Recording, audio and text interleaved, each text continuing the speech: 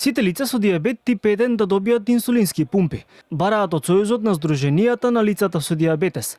Велат дека станува збор за над 3500 пациенти, на кои доколку ги добијат овие современи системи, значително ќе им се олесни секојдневното функционирање. Според Сојузот, досега само 300 пациенти што имаат диабетес од ваков тип добиваат инсулински пумпи, но и тие се веќе со застарена технологија. Тие што немаат пумпа, а се тип 1, немаат поддршка како така наречеме народски кажано вештачки панкреас.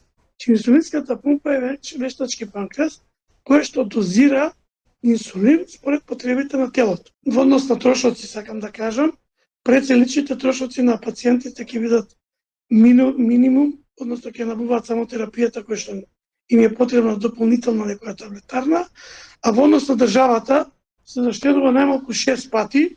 Од владата за Канал 5 информираа дека во владина процедура е постапката за измена на програмата за набавка на пумпи и сензори.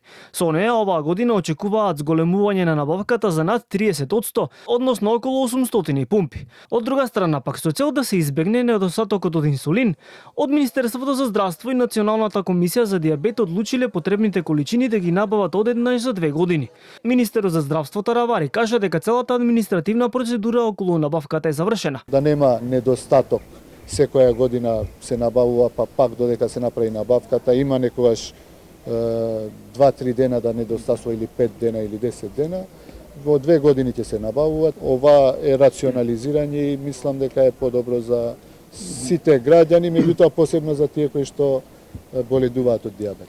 Инаку од Сојузот додаваат дека инсулинските пумпи кои треба да се набават во 2025 година треба да бидат современи напредни хибридни затворени системи, кои преку определен автоматизиран алгоритам испорачуваат инсулин и овозможуваат постигнување на целни нивоа на гликемија, индивидуално поставени за секој пациент поединечно.